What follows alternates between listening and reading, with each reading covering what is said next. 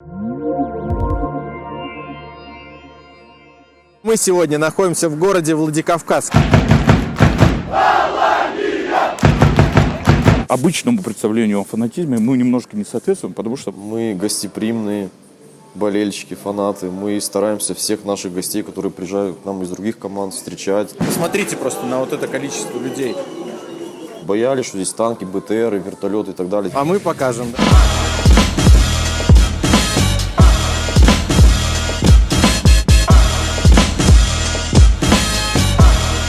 Романтика! Приветствую, с вами Ваня Романтик. Совсем скоро в наших широтах наступит зима, в каких-то городах уже лежит снег, ну а мы обратили свой взор на южные регионы России, а если быть точным, на Кавказ. Если быть совсем точным, то мы сегодня находимся в городе Владикавказ, где посмотрим матч местной команды «Алания» против футбольного клуба «Нижний Новгород». Поехали!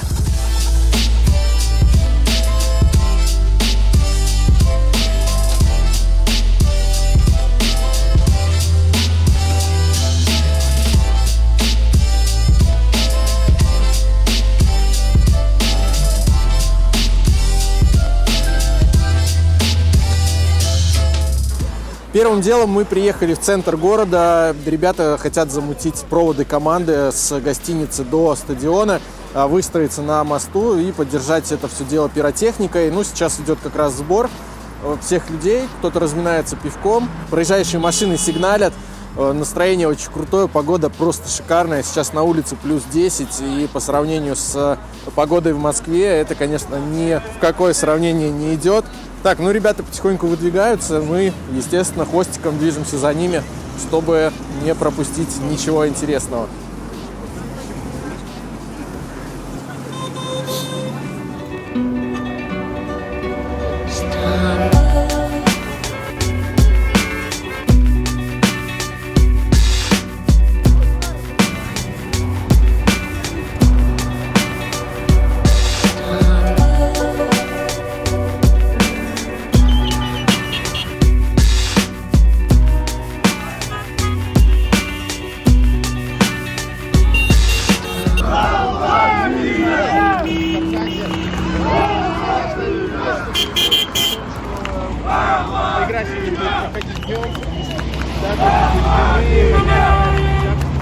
Вот так вот заряжает команду на игру в Владикавказе. Конечно, есть все-таки минусы в том, что игра сегодня будет проходить днем, потому что только были дымы, пожечь фаеры нельзя, ну толку нету, их не видно практически. Но с другой стороны, есть и плюсы, потому что, по крайней мере, сейчас тепло. Вечером, я думаю, мы бы точно замерзли на стадионе, с учетом того, что это горная местность, и тут перепады температуры все-таки высокие. Выдвигаемся в сторону стадиона, посмотрим, как проходит предматчевое время около стадиона под названием «Спартак». Есть за что любить его, есть за что сказать. Приезжайте в гости, если любите мечтать.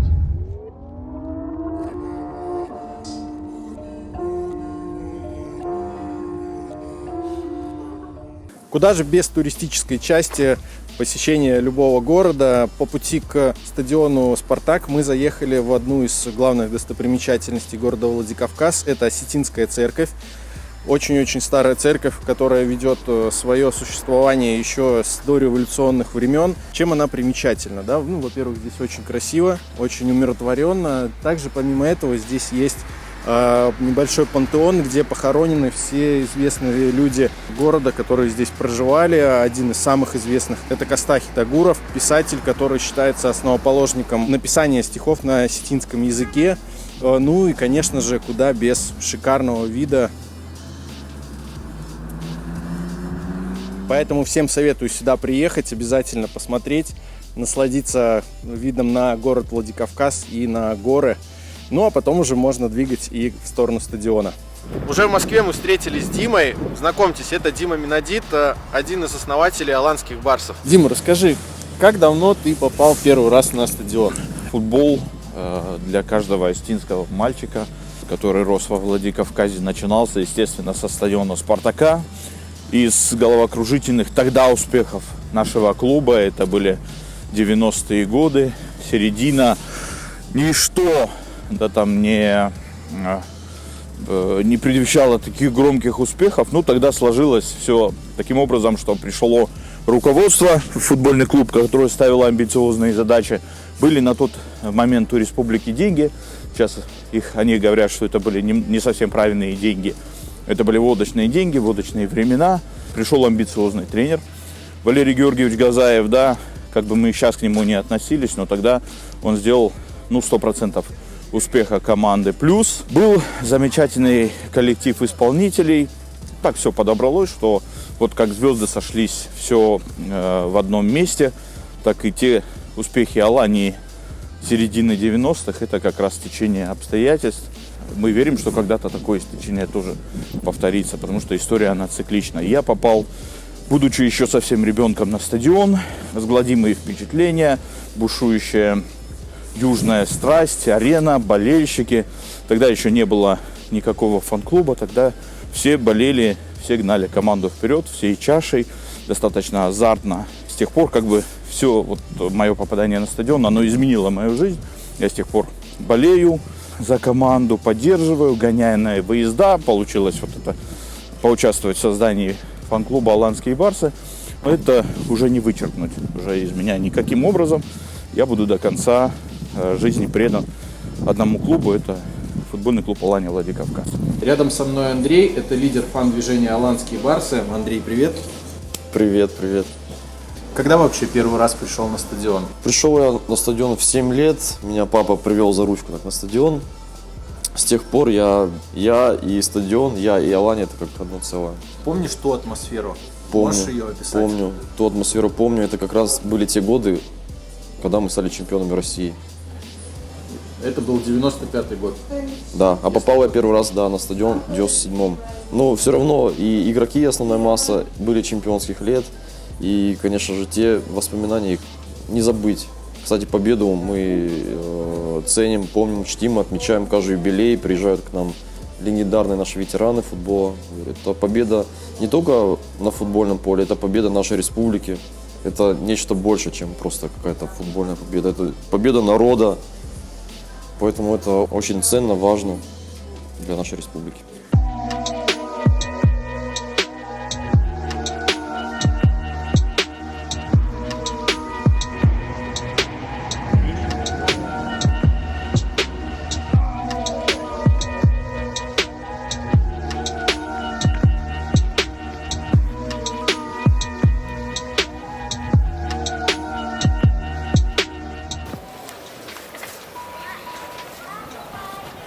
Ну, пол прохода мы прошли, так, осталась еще часть. Сейчас будем выкладывать все из карманов.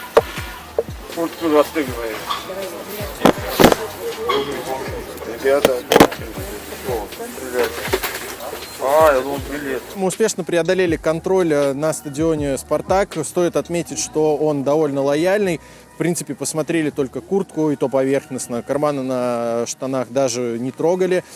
Самое время рассказать о самом стадионе, который сейчас находится за моей спиной. Он был построен в 1962 году, но предпосылки к его постройке были еще раньше. До Великой Отечественной войны вышел приказ, что в городе не хватает универсального стадиона, на котором можно заниматься как футболом, так и легкой атлетикой. И уже, в принципе, прошла одобрение документация, выделили место под стадион, но застала на местный народ, как и всю бывшую территорию Советского Союза, война. Поэтому к планам о постройке вернулись уже только в 60-х годах. Все помнят, как выглядел этот стадион. Это была полностью закрытая чаша, которая вмещала более 30 тысяч. Стадион, естественно, претерпевал несколько реконструкций, но последняя была в прошлом году, когда практически весь стадион снесли, и сейчас осталась только одна трибуна. Думаю, что если бы не коронавирус, то она бы была полностью забита болельщиками, ну а сейчас во времена коронавируса есть, все знают, ограничения, поэтому посмотрим, сколько придет народу сегодня на матч. Если вспомнить ту атмосферу, которая была в 90-х годах, и атмосферу сейчас на стадионе, она чем-то отличается? Ну, я могу так сказать, что когда я начинал болеть, активным фанатом был, и что сейчас происходит, конечно, есть разница. То есть ментальность, смена поколений. Но сейчас молодежь одна, тогда была другая.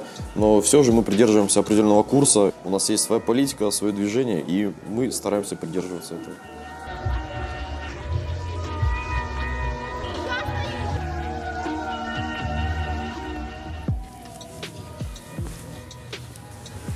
Как вы видите на эмблеме команды, этот клуб появился в далеком 1921 году, и клуб этому обязан приезду в этот город англичан. Они в свое время организовали команду, которая называлась «Юнитас». После советские госслужащие создали в этом городе еще одну команду, и, объединившись с «Юнитасом», они создали команду «Ким». В последующее советское время клуб часто переименовывали, но большую часть времени все его помнят под названием «Спартак». Как и называется этот стадион. Мы подошли к входу на сектор, сейчас будем проверять билеты. Правильно? Правильно. Мы будем. Вы будете, да. А мы покажем. Спасибо. Вера. Оп. Ну все, стадион можно успешно засчитывать в копилку. Поднимаемся по небольшой подтрибуночке. Вера не потерялась, все хорошо.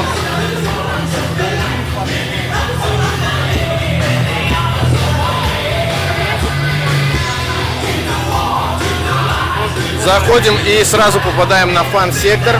На поле пока практически никого нету, но видно, что сейчас будут разминаться команды. Остатки стадиона еще где-то мелькают. Интересно посмотреть, что все-таки потом будет здесь после реконструкции.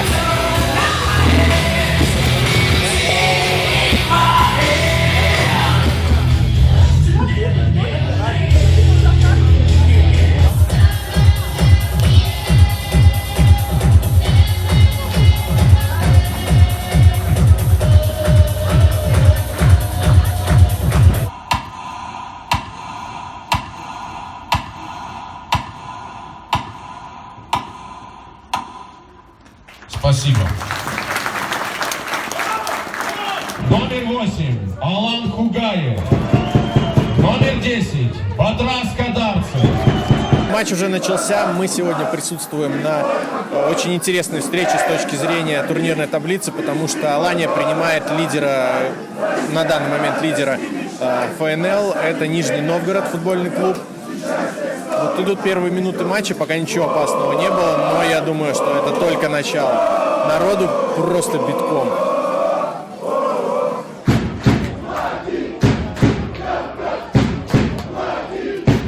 Сейчас на дворе конец ноября, и мы очень удачно попали в Владикавказ, потому что здесь каждую последнюю неделю ноября проходит очень серьезный для них праздник Востурджи.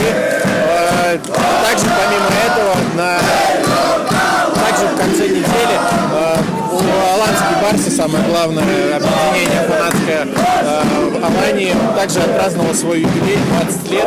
20 ноября в 2000 году появилось это фан-объединение. Так что мы попали на целых 2 праздника, и это очень круто.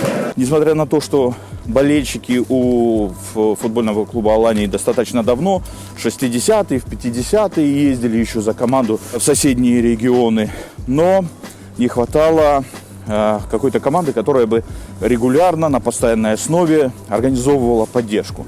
Делала там перформанс и поддержку команды более системной, ну и прогнозируемой, ну и как бы ответственно больше подходила к этому.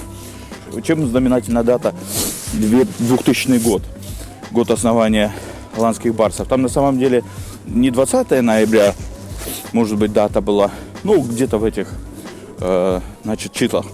Знаменательна эта дата тем, что тогда болельщики объединенные, которые немножко уже в какие-то ячейки объединились в Москве и параллельно во Владикавказе, придумали, почему бы нам не начать догонять там передовые какие-то московские фан-объединения, почему бы нам не организовать свою структуру, которая бы преследовала там красно-желтые идеалы, цели и организовывала поддержку уже в Осетии и во Владикавказе. Тогда, благодаря таким ребятам, как Леша Багаев, Алан Созиев, которые придумали и название, и рядом с ними появились еще ребята, в том числе и я, обсудили планы, задачи, цели, обсудили формат развития и существования. И вот поэтому 2000 год начинает или стала датой появления Аланских Барсов. С тех пор очень многое менялось. Я пришел там чуть позже, уже в 2000-х годах, возглавил это движение в течение 10 лет, им руководил, потом передал более молодым ребятам, которые сейчас находятся у руля. Сейчас происходит очередная смена поколений, было много событий, но 20 лет, которые мы прожили, мы ими гордимся, потому что мы всегда отличались самобытным болением, самобытной поддержкой команды. У нас достаточно большой спектр был воплощен акций социального, не только спортивного характера. Что самое успешное, что самое хорошее, чего удалось достичь за эти 20 лет, так это то, что можно не закрывать калитку, да, и говорить, что 20 лет прожили, все окей, до свидания. А наоборот, есть огромное количество планов, есть молодежь, которая стремится быть частью движения и входить в состав. Постоянно идет пополнение, омоложение крови, есть уже ветераны движа, есть молодежь, которая сейчас туда там вливается. И это, наверное, главное. Вот мы всегда были с командой. Помимо того, что мы всегда были с командой, мы всегда были еще и с республикой.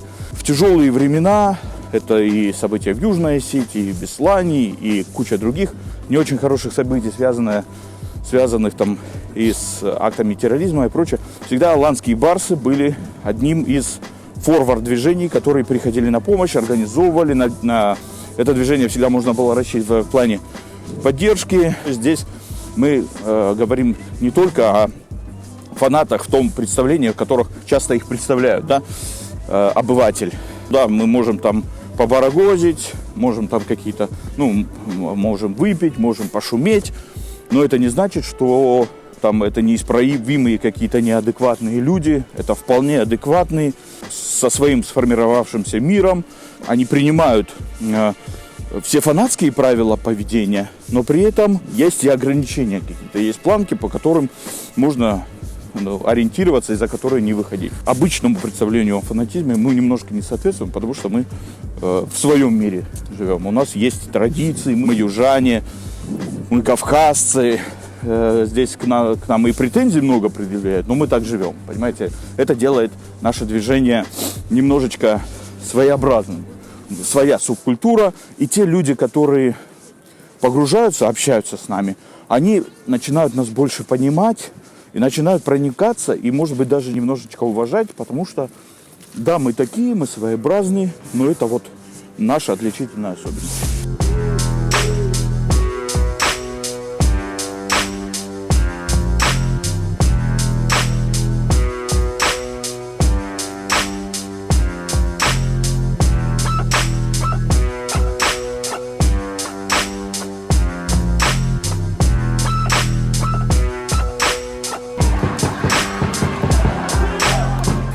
С кем за время существования аланских барсов сложились теплые отношения и с кем, наоборот, не нашли, так скажем, общего языка? Мы никогда сами врагов себе не искали, так, чтобы нарочно. Есть какие-то исторические сопернические чувства, они связаны с годами успешного выступления Алании в чемпионате России, это 90-е годы. Московский «Спартак» и ЦСКА – это самые большие для нас были раздражители. Естественно, московский «Спартак» номер один.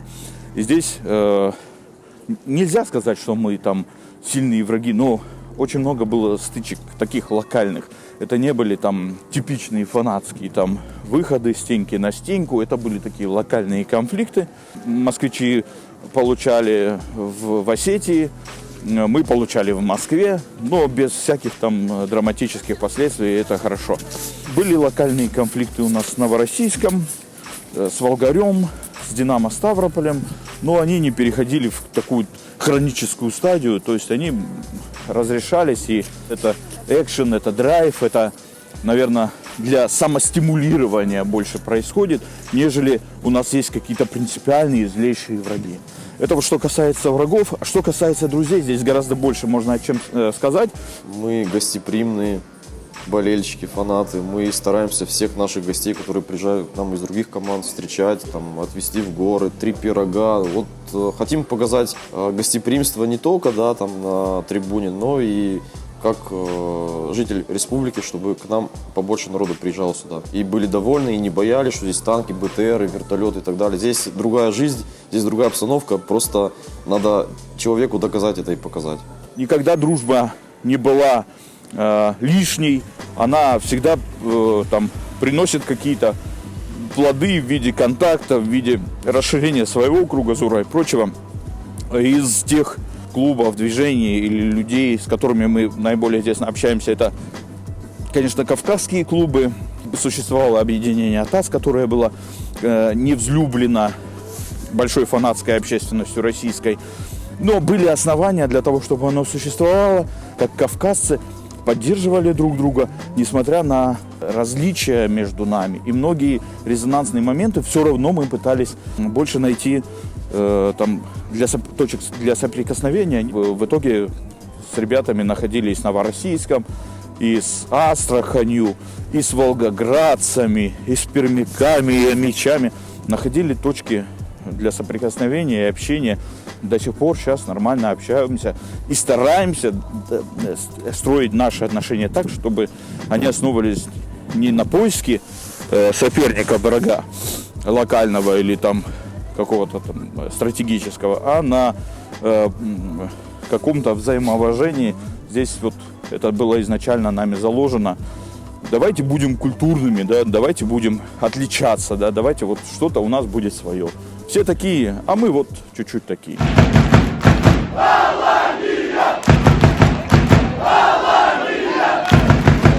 Из-за того, что и раньше сектор располагался на центральной трибуне, и сейчас тоже на центральной трибуне, то есть расположение довольно нестандартное.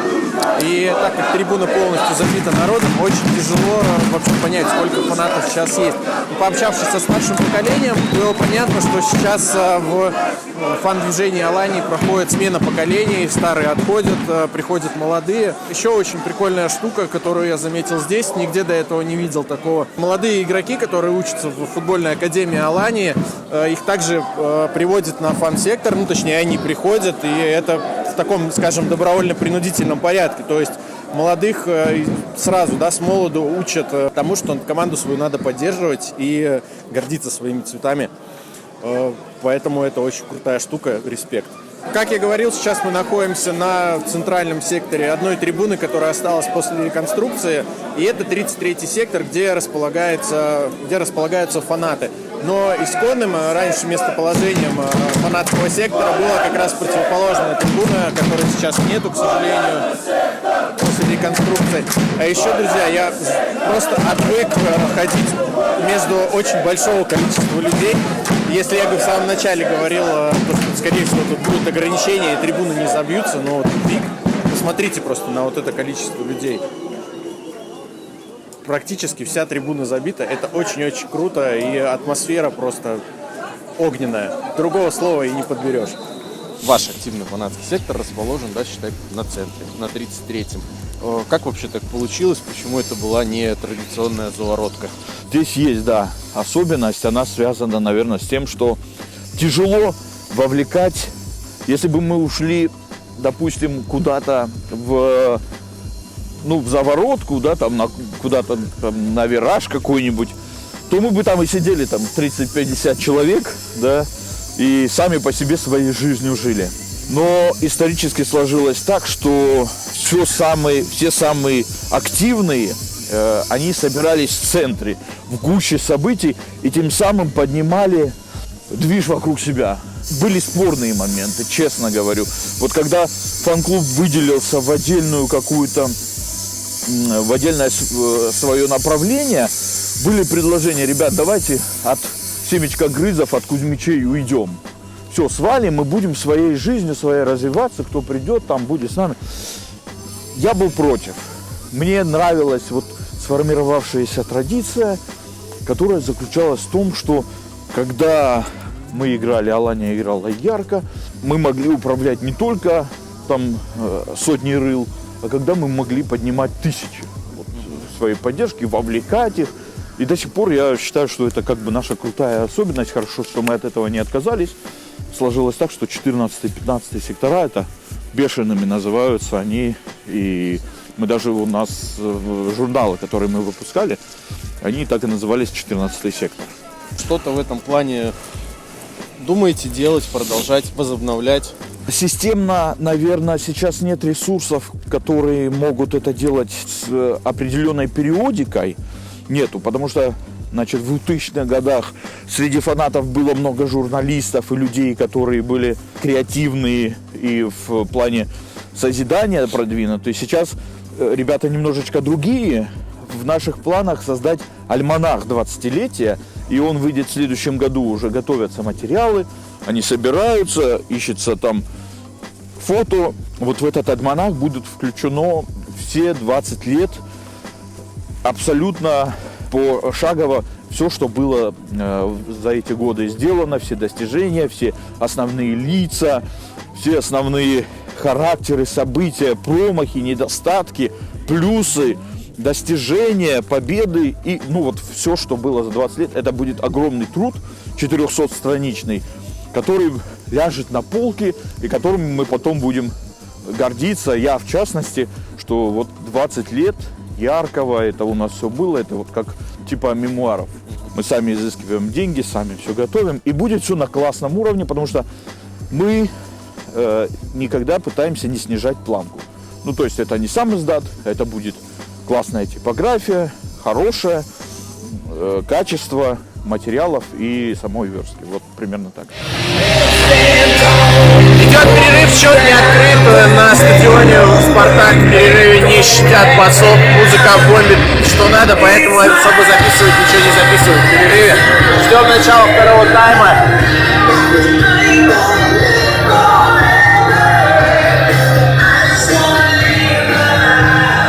Солнце уже почти скрылось, существенно похолодало, поэтому довольно зябко. Если честно, сидеть, будем двигаться, ходить.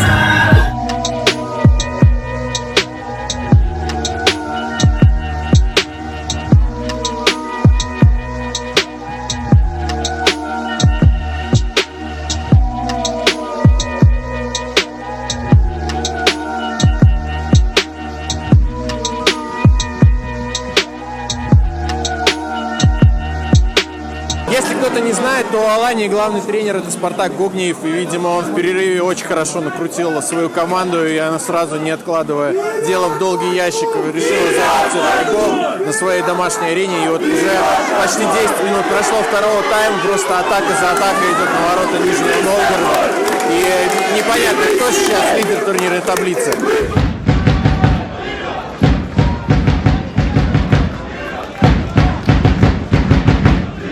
Прокомментирую этот баннер. Когда это было, что означает, как появилась эта идея? Вообще мы на каждый матч открытия в начале сезона делаем масштабные перформансы.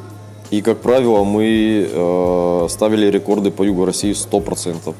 И в этот же раз, очередной раз, это был матч со Спартаком, если я не ошибаюсь, 2012 год, мы решили вот такой масштабный перформанс придумать. Мы разворачивали самое большое полотно в России, 14 тысяч квадратных метров, по-моему. Мы его ели, там, это была очень сложная операция, как его разворачивали, заносили и сшивали, вообще какие мощности были.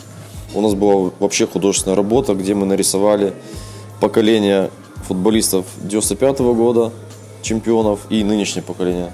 То есть от славного прошлого к великому будущему. Так. Было несколько рисованных огромных баннеров, было несколько удачных шуток в отношении, таких глумливых баннеров в отношении и московского «Спартака», и питерцев, там, прочее. В Стамбуле, чего от нас не ожидали, на матче с Бешикташем мы пронесли около 50 фаеров и зажгли. И это было вот для местной торсиды, публики. Чаршин на нас, так смотрели по-злому. А еще и при том, что мы заряжали песни при этом Галатасарая, что еще дополнительно их там достаточно сильно злило в отношении нас. Вот такие вот большие акции, я считаю, что они были успешными. Мы никогда не тушевались, наоборот, хотели показать, что мы одни из прогрессивных, и вот направление ультрас у нас достаточно хорошо развито. Как так получилось, что сейчас на стадионе присутствуют два фан-сектора? Это, мне кажется, что это нормально. Здесь есть ребята, у которых есть свое видение развития. Да? Оно, опять же, мало связано с фанатизмом. У них абсолютно далекое понимание от того, какие должны быть фанаты. Что такое ультрас. Они не пользуются этой терминологией. Но они хотят поддерживать свою команду. Они собрались, они разучивают, встречаются, какая-то социальная активность у них, там что-то закипают, предложения, молодежь приходит. Ну, значит, они имеют право на существование, молодцы. Я здесь как бы не говорю о том, что не воспринимаю как конкурентов. Мы делаем одно дело в итоге. Да, мы поддерживаем свой клуб. У каждого свое видение, но мы делаем одно дело. Я желаю им тоже успехов, пусть занимаются, развиваются, пусть они привносят что-то новое, дополнительное в поддержку команды, и что будет нас стимулировать тоже, развиваться быстрее. У вас помимо активной фанатской жизни на секторе есть еще и своя футбольная команда, которая выступает в Северо-Кавказской любительской футбольной лиге. Сегодня мы, к сожалению, не попали на их матч. Расскажи, как вообще пришла идея создать свою команду? У нас есть Тамик Дидзоев, это один из лидеров наших. Вот, он создал команду с нуля в прошлом году, но теперь команда, которая создана с нуля, показывает такой результат, что мы там тягаемся наравне с сильнейшими командами республики. То есть, достойный уровень, и ребята реально молодцы, показывают свою работу не только там на трибуне, но и еще и работа с молодежью, работа с парнями, там тренировки и так далее. Это достойно уважения, молодцы. Какие цели ставит эта футбольная команда перед собой? Вы знаете, мы хотим даже выйти уже на ЮФО, то есть на Южный федеральный округ, принимать участие в межрегиональном. 4-й дивизион. Да. Я думаю, вполне достижимо, реально. Пацаны горят, у них глаза горят, идея есть, так что надо дерзать. Как будете совмещать фан-сектор Алании и ЮФО? Это уже все-таки поездить надо подальше. Мы молодые, должны везде успевать, так что, я думаю, проблем не должно возникнуть. Если мы не попали на большой матч аланских барсов, то сегодня я попал на небольшую двухстороночку, посвященную 20-летию аланских барсов. Но не футбольного клуба, а именно как фан-объединения. И сегодня мы смотрим, как играют как раз представители фан-объединения против игроков аланских барсов. Небольшая, такая двухсторонка, 6-6. Вот ребята бегают. На фан-секторе сегодня никого нету, потому что все на поле.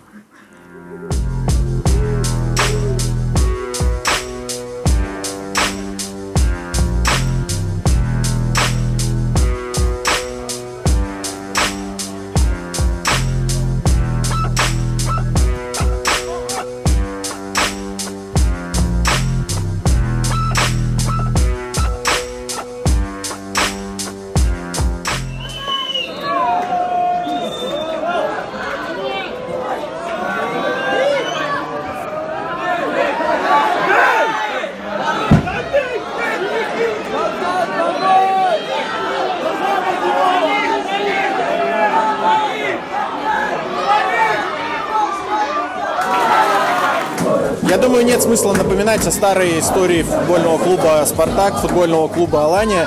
Мне больше интересен тот момент, что после расформирования в 2016 году футбольного клуба «Алания» появился футбольный клуб «Спартак», который выступал в втором дивизионе, в ПФЛ в зоне Юг. Но в прошлом сезоне в этой зоне играло две команды из Владикавказа, и одна была «Спартак», а другая была «Алания». Интересно, кого все-таки поддерживали фанаты на домашнем секторе? Здесь было однозначно объявлено о том, что Алания – это наша основная команда, а «Спартак» – это фарм-клуб, который является подносчиком молодых футбольных талантов для первой команды. Мы поддерживаем на самом деле и «Спартак», и «Аланию», и «Юнитас», и как бы она ни называлась, есть свои предпочтения, конечно. Мы вот уже там на «Алании» остановились все-таки. Не обобщенное название, как у нас 250 тысяч «Спартаков», а это конкретное, характерное нашей истории, традициям, культуре, название территориальному команда. Поэтому хотелось бы, чтобы команда «Алания» и называлась и дальше. Но мы понимаем все прекрасно, что бывают разные моменты, связанные с юридическим статусом и прочее. И даже несмотря на то, что у нас сейчас там разные моменты были взаимоотношений с руководством клуба, с его хозяевами и прочим, как бы там ни называлось. Но несмотря на это, есть болельщики, для которых будет «Алания» без всяких там фамилий в руководстве. Есть клуб, который мы поддерживаем, несмотря ни на что другое. Как думаешь, каковы причины взаимоотношения фанатов кавказских команд и фанатов, ну, опять же, из центральной, может быть, России. Почему у большинства клубов есть такая нелюбовь? Есть несколько на самом деле причин. Вы помните, да, там начало 2000-х, и пресса, и общество готовили целенаправленно повестку общественную к тому, что во всем виноваты кавказцы. Мне кажется, это государственный заказ был, государственная повестка. Мы помним, что в 90-х годах какая была разруха, как мы из нее выползали, с войнами на юге, с проблемами, с терактами, с прочим. И власти нужна была повестка, потому что социалка сильно отставала, народ не очень хорошо жил, нужны были враги внутренние, да. Если внешний враг у нас всегда Америка да Европа с хамонами, да, там и еще чем-то, то внутренние враги тоже нужны. Это прием, чтобы отвлекать народ от действительных текущих проблем, что жрать нечего. Кавказцы были врагами, без разбора там. Осетины это были, дагестанцы, чеченцы или кто бы то ни был еще. Вторая причина – это разность менталитета. И она никуда не делась и не денется, наверное, хотя чуть-чуть подмывается уже. Все разные народы воспитываются в разных культурных парадигмах и живут, и разное восприятие мира имеют. Кавказцы не могут быть типичными, вот как есть представление о фанатах, они не могут быть такими. На этой основе и существует разница. Поэтому кавказцев особо за фанатов не считали. Но это неправильный подход. Южный фанатизм, он такой, он заключается в таком поведении. Северный он, или центральный, там, он другой. Но это все равно есть фанатизм. Это есть боление. Вот, даже у нас в Атасе Анжи, Алания, Терека, Спартак, Нальчик, да? Значит, у нас много разногласий. Они основаны на разных вещах, на разном понимании. И даже там, на Кавказе, слишком разные люди, народы живут. Но мы все равно пытаемся найти больше точек для соприкосновения и понимания друг друга. Со стороны вот центральной части, да, допустим, фанатов, там отношение негативное. Со стороны юга тоже недопонимание.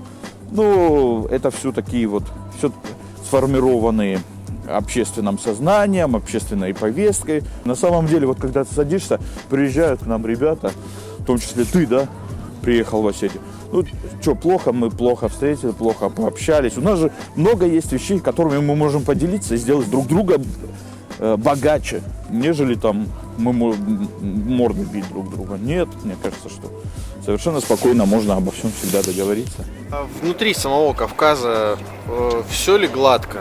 Либо, ну, есть какие-то, опять же, принципиальные соперничества, там, может быть, я помню, читал, что-то было, какие-то пересечения с фанатами из Назрани. Все гладко, наверное, не будет. Будут всегда какие-то мотивы бытовые, политические, в первую очередь, которые будут способствовать разжиганию, накалению страстей. И с Назранью, и с болельщиками из Ангушта такие конфликты тоже случались.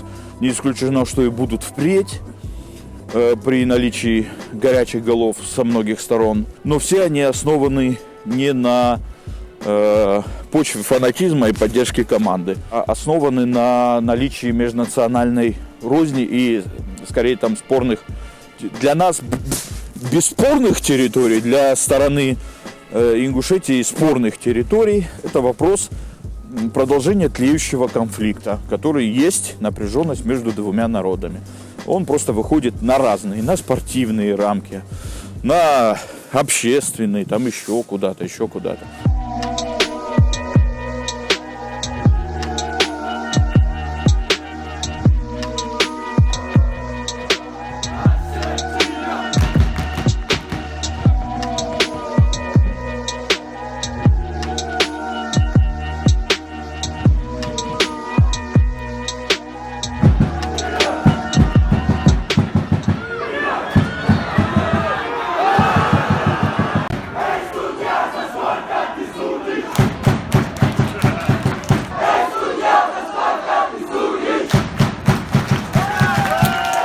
Сейчас Алания вновь возродилась, да, я так понимаю, пришли хорошие инвесторы, и команда начинает показывать результат, идет в верхней части турнирной таблицы первого дивизиона.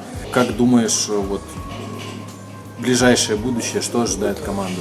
Мы все ждали этого момента 8 лет, когда же это случится, это свершилось. И, честно говоря, мы не ожидали, что именно такой прогресс, такой рывок команда в первый год в ФНЛ совершит.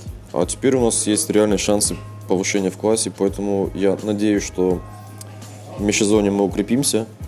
Надеюсь, что со стадионом вопрос будет решен как можно быстрее. И я надеюсь, что столетие команды мы встретим в высшей лиге. А столетие команды — это 21 год. Следующий. Твое мнение о будущем фанатизма вообще у нас в стране? Честно говоря, я вижу, что все это, схлопывается в том виде, в котором оно было и к которому мы привыкли. Меняется. Сейчас уже сильно поприкрутили, уже непозволительны те вещи, которые были когда-то, от боев до перформансов и прочего. Но, может быть, это какой-то очередной этап развития фанатизма, я не знаю. Хотя того романтизму, который был, его уже нет, к сожалению. И вот я сейчас вспоминаю, как это было, насколько это было. Времена меняются, наверное, надо подстраиваться и менять и свою форму содержания. Мы тоже растем, мы тоже меняемся. К этому надо относиться спокойно, философски. И писать как мы мемуары.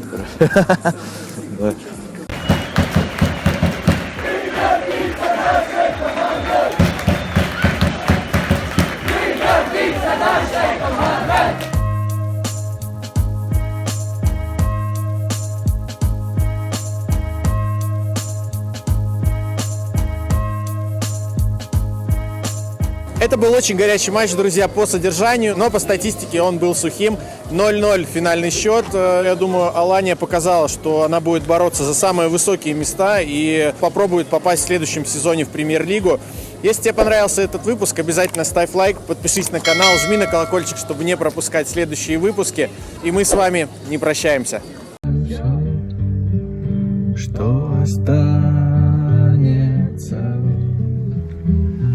после меня, это все.